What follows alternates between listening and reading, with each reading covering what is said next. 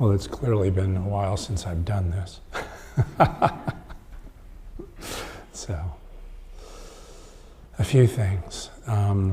Thank you so much to the Tonto and everyone for the opportunity. I'm incredibly grateful for it. And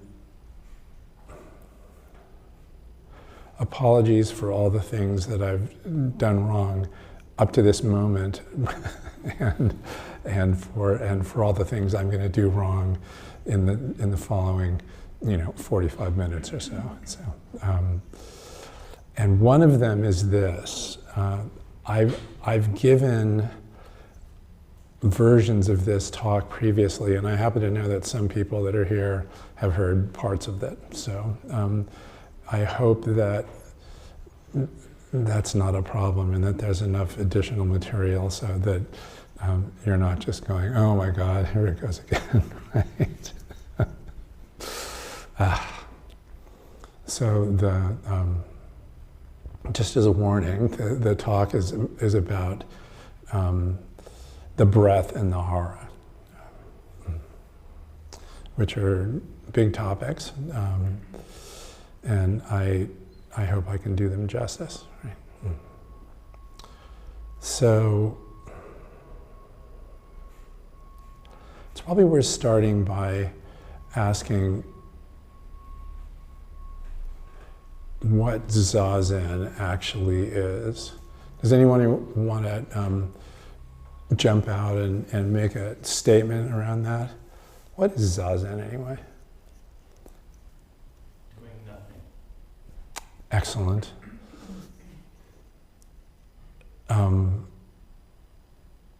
Once when somebody asked Paul, my teacher, that in a shosan ceremony, he just went, ah! Which is great. But that's not actually what Zazen is from the perspective of this particular discussion. So let's get on with it. And the most simple description of Zazen is that it's a devotional act in which you assume the posture of the guy on the altar, basically. And there's a lot of stuff in the literature about how that's true, right? And it is in fact true, right? So start with that, right? So to do Zazen, you assume a posture, right? And by now it's clear that not everybody has to assume the posture of the guy on the altar, but nonetheless you assume a posture, right? And you hold it for a period of time that by pretty much all physical and mental standards is ridiculously long, right? Like when we go through life assuming postures all the live long day, right? We stand up, we sit down, we pose, we turn to talk to somebody, we turn to talk to somebody angry, we turn to talk to somebody loving and accepting, etc. All of that, right? And we do it smoothly and quickly, and in the sort of rhythm of everyday life. We do it in the correct term is real time, right? Because it's a part of our activity as humans, and those postures communicate things, and both to the one who's assuming the posture and to the one who's observing, right? They're important in a whole bunch of frameworks, right? So that's what it means to assume a posture, but we do it for this ridiculously long time, and we do it in a different way than the usual, which is we're asked to do it in the light of a kind of broad and comprehensive attention and a kind of intentional deliberateness, right? Deliberation, right? When Baker Roshi came here a number of years ago to give a talk, he talked about physical and mental posture, right? So you assume a posture, there's a physical posture that goes with it, but there's also a mental posture that has to do with how the mind and the posture interact, play on each other, help each other out, and sometimes get in each other's way, right? And Baker Roshi's statement about mental posture was mostly that you shouldn't move, right? But there's more to it than that, right? We're constantly moving, even when it looks for all the world like we're sitting still, and the request is more like to be deliberate and attentive and as thorough as possible about it, right? And of course, this is difficult, right? And it's difficult for reasons that everyone in this room understands, right? Which is great. We can all agree that it's difficult. That the most obvious, simple explanations is your body really doesn't like holding a posture for 45 minutes or an hour, right? It's like, what the hell is going on here? I haven't done anything with this hip joint for an hour, and I think I'll generate some pain signals to make them do something about it, right? So there's that, and then there's the way in which we can actually, through inattention and kind of the natural slumping and other things that go on, find ourselves in a position where we're actually pulling too hard on some joint or muscle, and it actually gets very painful, and you can even hurt yourself doing it, right? And then the last bit is if you're sitting in such a way that you have a impingement, a nerve impingement in your hips or knees or ankles, some part of your body goes to sleep and becomes unmanageable, and in the long run that can be also damaging, right? So it's a lot, right? And it is difficult. So the question is, why would anybody sit Zazen, right? I'm tempted to ask if anybody can volunteer a response to that, but okay, why?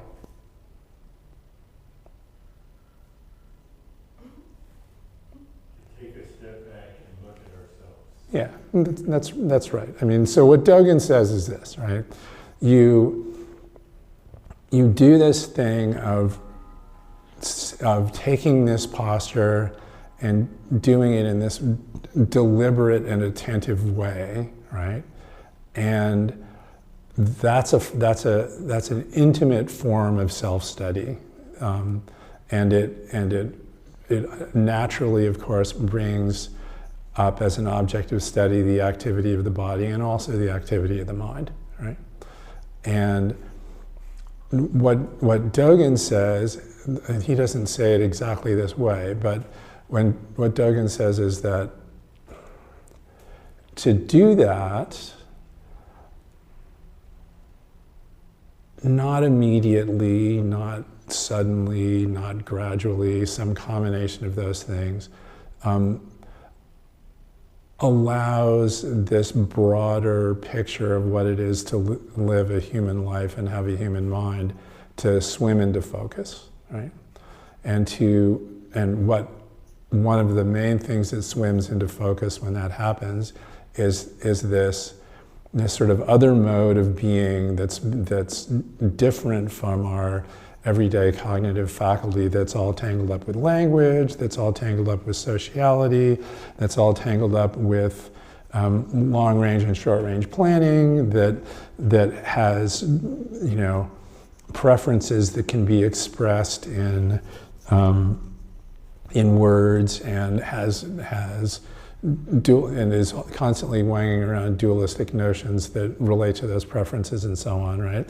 This other mode, Suzuki Roshi calls it big mind, but you could really also, let's be clear, call it Buddha mind, right?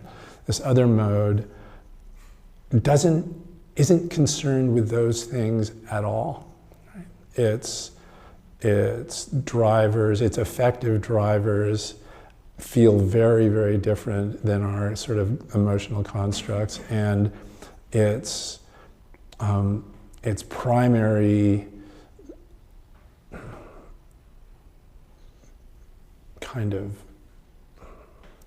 attribute under most circumstances that you're likely to run into when you're sitting Zazen is a kind of deep and unconditioned appreciation for just being alive.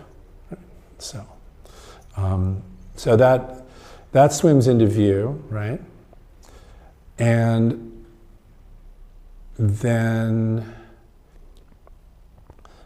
Zazen is also considered a model for how you live an everyday human life with an everyday human mind, right? You try and live in such a way that the mind of Zazen and big mind, Buddha mind, are a part of everyday activity, right? They can be brought forward as a result of triggers that we learn. There's a difficult thing happening here. I know what to do. To slow down, to meet it carefully and considerately, and bring forward this sort of broad, receptive attention, compassionate curiosity, and the kind of intentional deliberateness that's required to meet difficult situations. And why would we do that? It's because it enables a life that's more skillful and agile than our sort of regular, everyday concerns and the faculties that work on them, right? So it doesn't remove, but it deprecates the agendas of the separate self, and even the notion of separate self, right? So that's why Zazen. That's why a life of practice. This is the kind of thing that doesn't happen suddenly. It happens as a result of extended and diligent practice.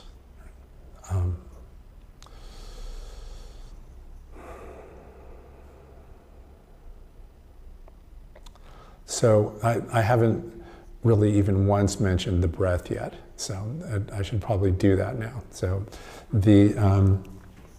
so where's the breath in all this?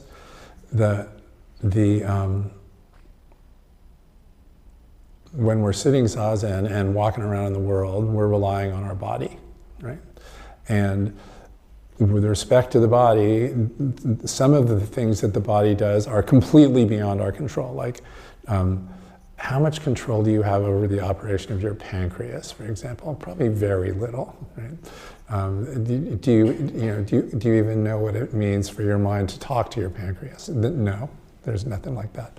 But your arms, your legs, your back, and your lungs, we have a fair amount of control over those, but honestly no really deep or comprehensive understanding about how they work, right? They're a mystery, but we have these levers we can pull that change the way they operate. And in particular with the breath, right? The breath, obviously, we need to breathe or we're going to die, right? And we need to breathe pretty regularly or we're going to die. But we can choose not to breathe for a little while, right? Then that's useful, for example, if we're underwater, right? Or we can choose to breathe slowly or quickly. I do a lot of kind of crazy long distance cycling, and I have a lot of technique for calibrating the rate of my breath in order to keep oxygen in my legs as I'm doing stuff, right? Yeah, we can do that, right?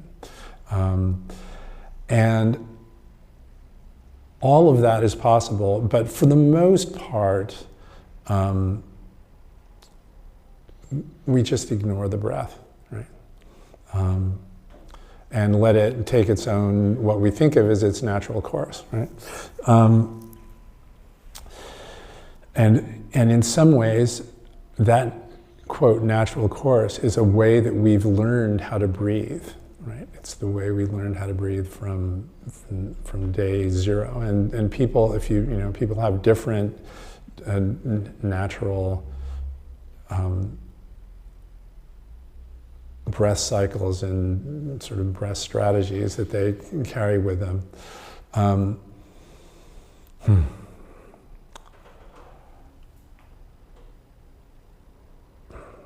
The request of Zazen is to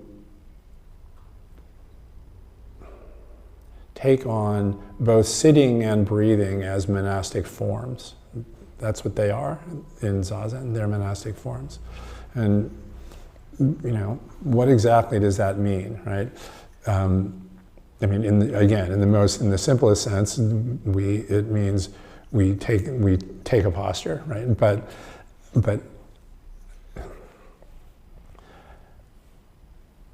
everybody has a different body, and again, a different way of breathing, and different capacities, and everybody's posture is unique. Some of this has to do with capacity to sit in say, full lotus or half lotus or seiza or, et cetera, right?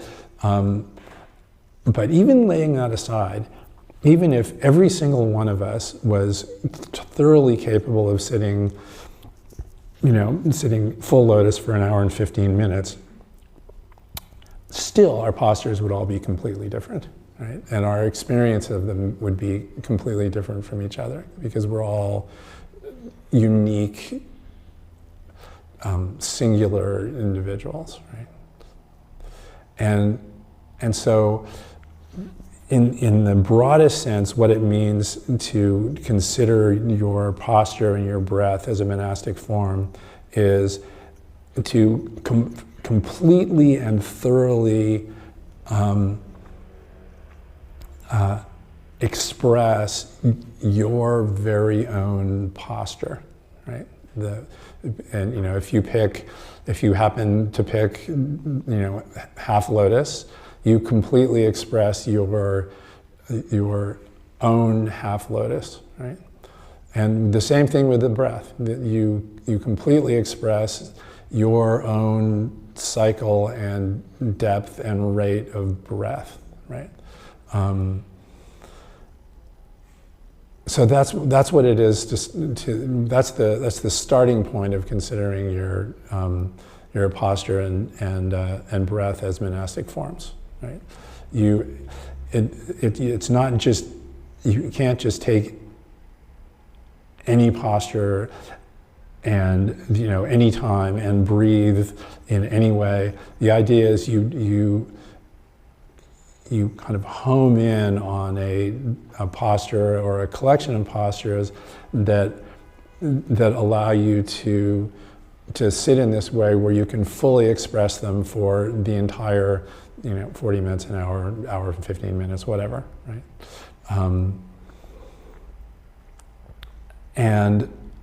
And work with what happens when you do that, basically, right? So all monastic forms have an esoteric and an exoteric aspect, right? Or aspects. The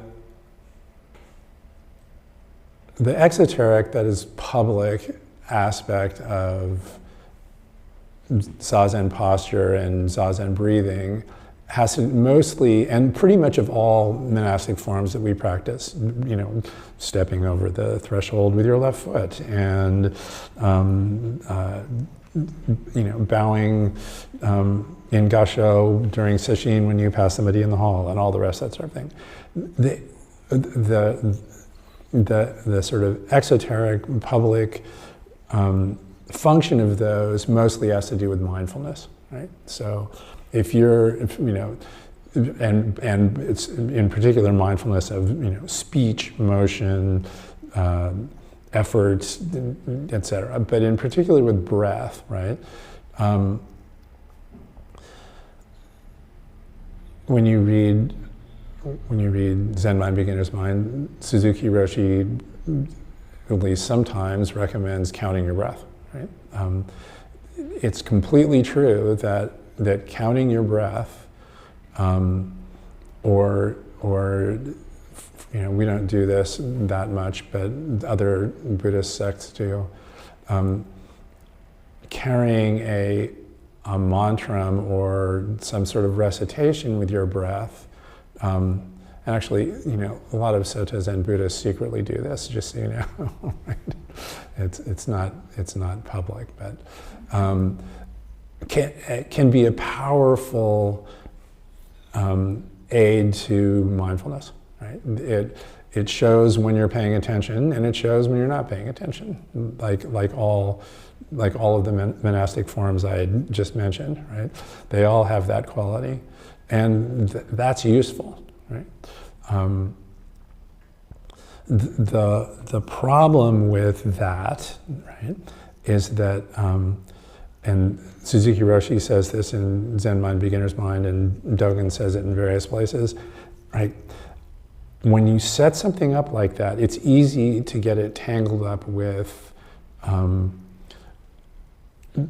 notions of perfection, notions of self, and so on and so forth, and to lose oneself or struggle with the kind of dynamic between awareness and control. Right? When you're aware of something, it's very easy to slip into working on it, right? And that's hard, and so.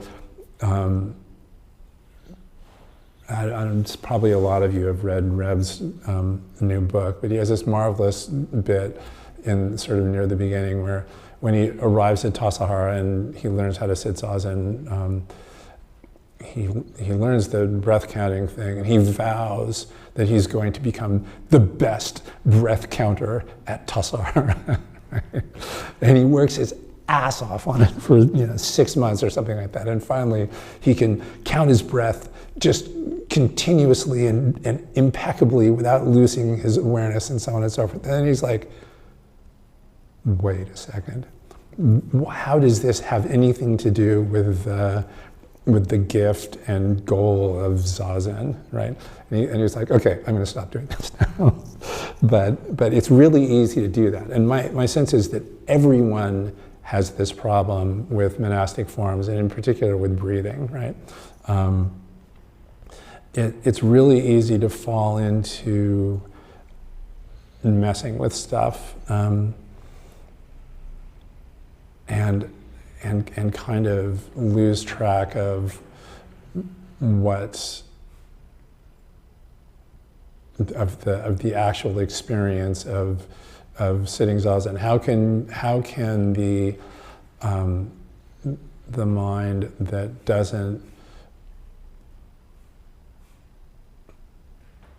deal in me and you and perfect and imperfect and all the rest of that sort of thing even show its face when you're grinding away at some sort of perfection, right? No. So,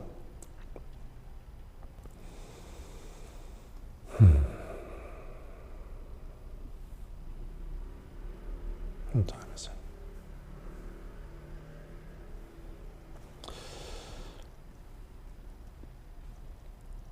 So when I started sitting, I had a lot of problems with this, right? And my breath felt really tight and kind of shallow, and I knew I was supposed to do something with it, but I couldn't figure out what, and it was very, very uncomfortable. And most of the time when I was sitting, I felt like I wasn't getting enough air, right? And then this thing happened once during a sesshin where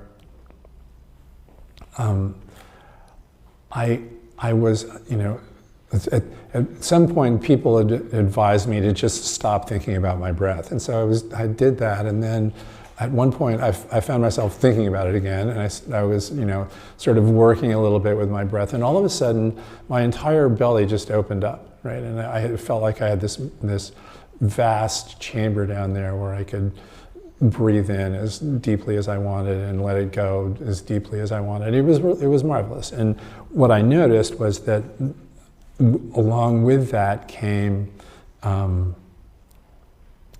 kind of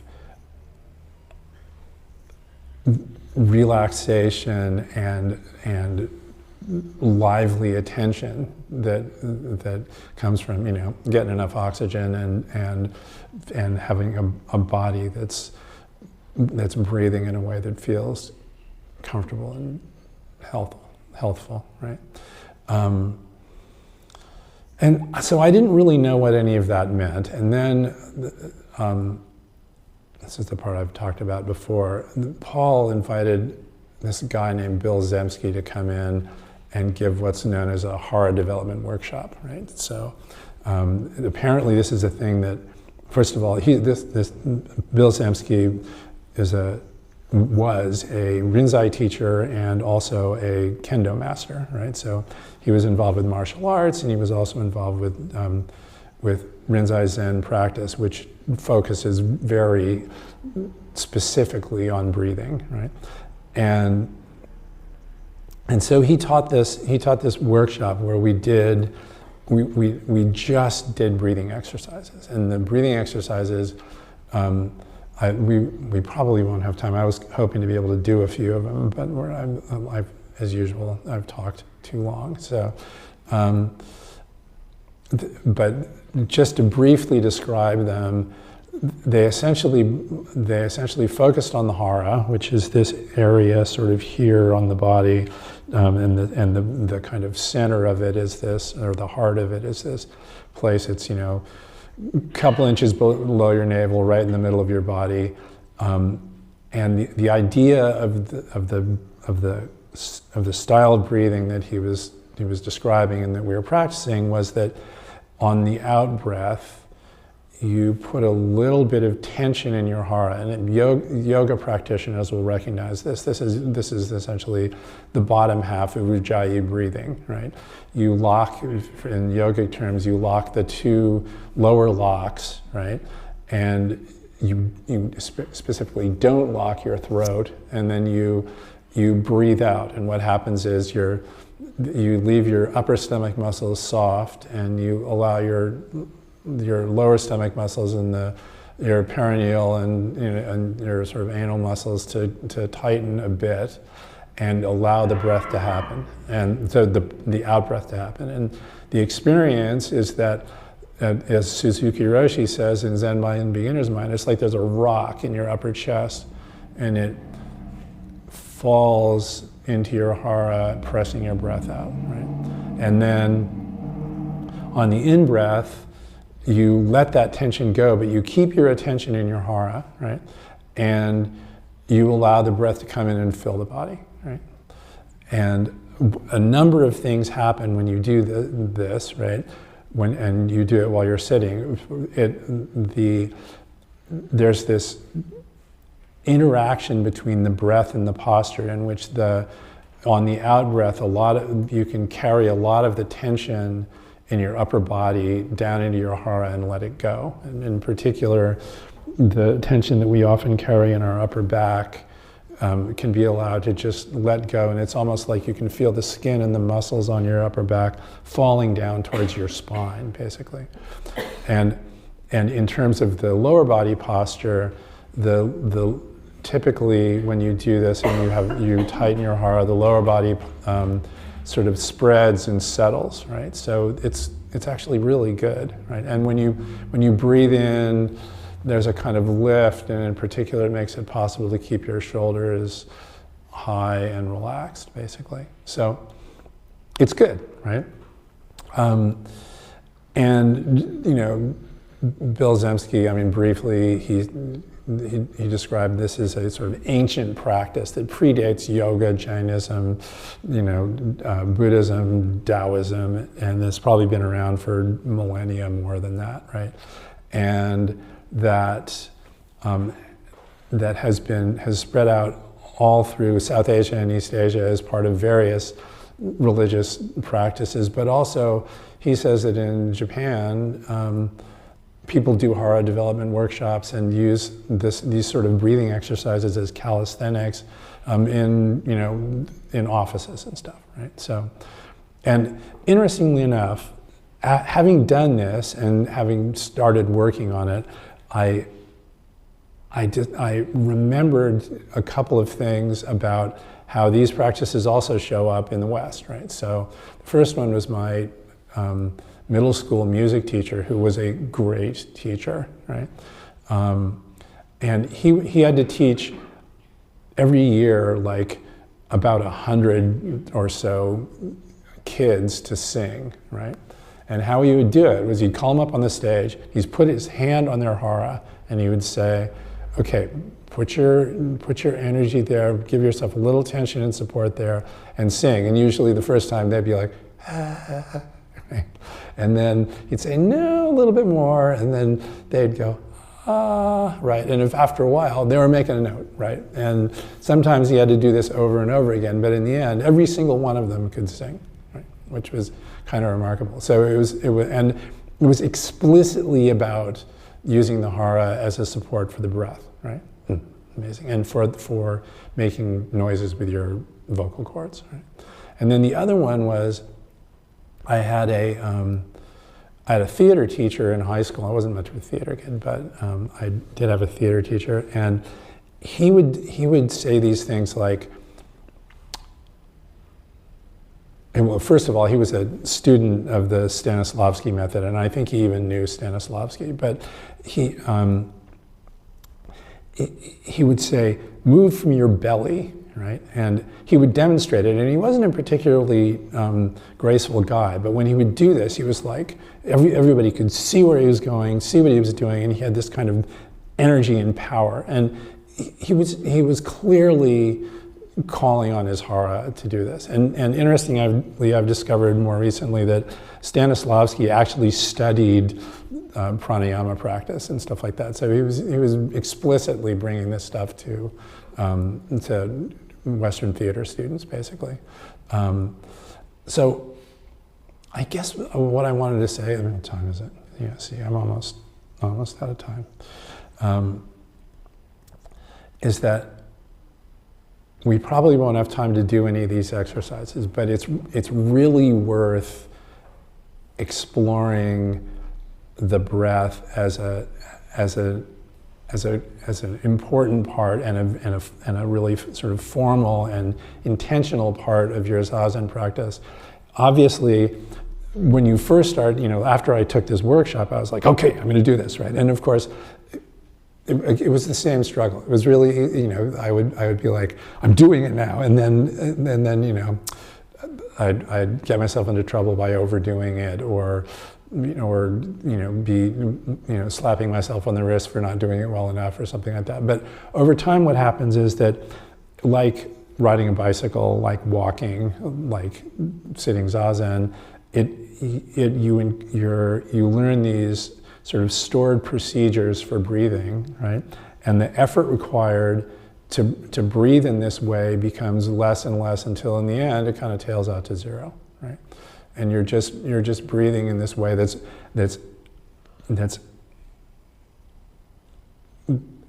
manifestly beneficial, right? And that, my experience with doing these exercises was that I'd walk out the door and my entire body felt like butter and was warm all the way through, right? Because of the work I'd been doing. And you don't need to breathe like this for an hour for that to happen. And you don't need to do it,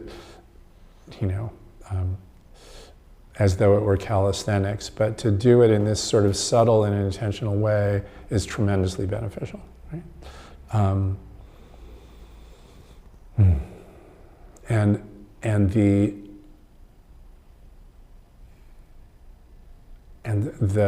To keep your attention while sitting in your hara, it's almost like you're watching your body and watching the world from your hara, right?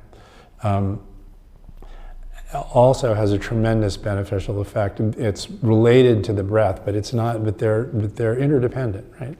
You even when you're not focusing on the breath, you can carry a soft but clear focus in the hara. It's like there's a pearl resting at the bottom of your diaphragm, and it takes in the out breath and it releases the energy of the in breath, basically. And energy flows in and out of this pearl. And you can carry it with you when you're walking around, you can carry it with you when you're lying down. Right? So, does anybody have any questions about any of that? I'm sorry I took so long to talk about it. I'm bad at that. Any questions? We probably have time for a few, right?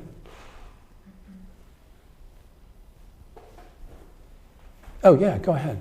Yes, you mentioned that Zazen was manifestly beneficial. I was wondering what sort of change.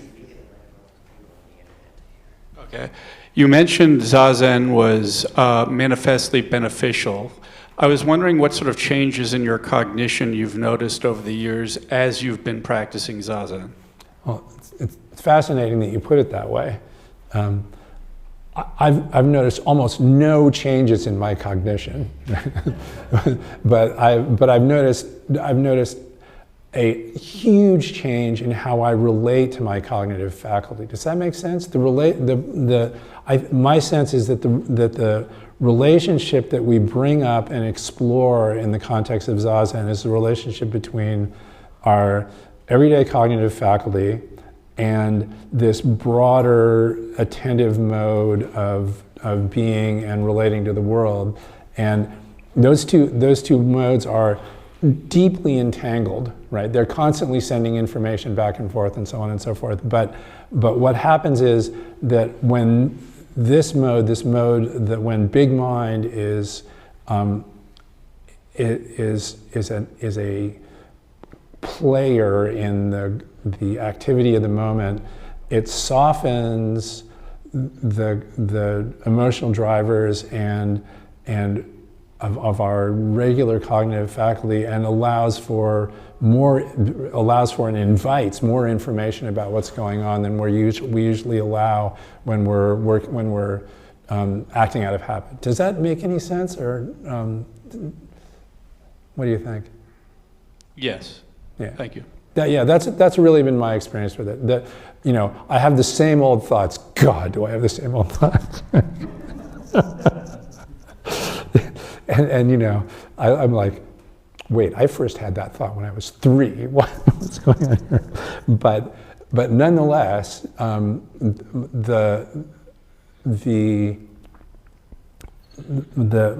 my life is totally different because of the kind of difference in the dynamics of my everyday activity. Okay. Anyway, something like that.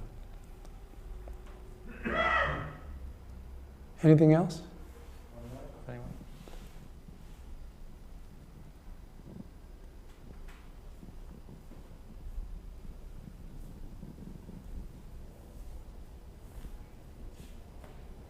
Thank you. I was thinking about when your question was, what is Zazen? And then Tim said doing nothing. And you said that was exactly right or something. Yeah. And I was like, oh, because my answer was everything. Right? Because I thought, well, okay, we sit and practice Zazen, but it's called practice because it's practicing for, I mean, it's real, but it's also practicing for, if you're a non-monastic, when you're out and you're not practicing, but you're actually, it's go time Yeah, exactly. in your life. Yeah. That hopefully, or I guess I know this isn't supposed to be goal-oriented, but kind of is a goal for me, I guess, to like be able to do that enough here so that when I'm out in the world and I feel myself in a like stressful scenario, that I can like really connect back with the way my body is and my mind is when I'm here, which then will change my actions and when I'm out there. That's exactly right. So I'm in Zazen when I'm out there. Yeah. I mean, ideally, but I'm not.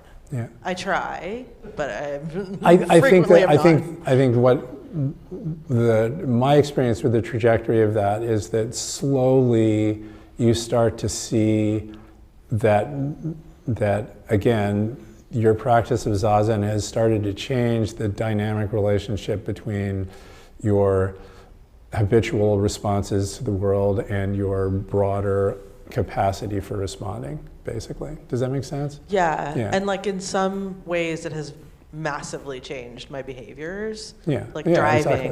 I'm Yeah. like so much better, chill, Yeah. non-reactive driver. Yeah, But that's a good thing. That's like, yeah. But you know, yeah. But somewhere here's what I'd say yeah. about the whole nothing thing. Right? Yeah. The question is, when you say what's Zazen, the question is, who's doing it? And everything. well, yes, exactly. But at the same time, for example, Blanche Hartman, bless her heart, used to tell this great story about how she too had practiced counting her breath, and she went in to see Suzuki Roshi and said, "I can really count my breath. It's really awesome."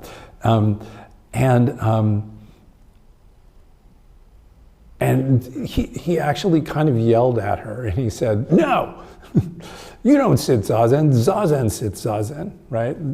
And so the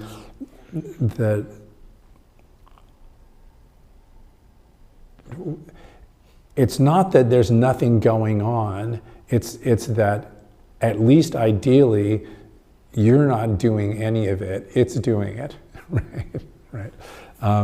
And you're right.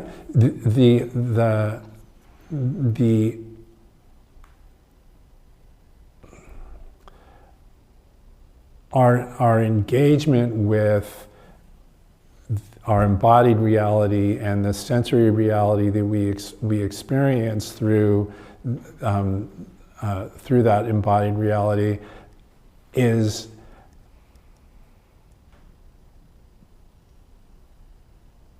ungraspable and marvelous, and the request of Zazen is to take it in with a minimum, let's put it that way, of commentary and fiddling, leaving nothing out and adding nothing in, right? And that happens sometimes, right?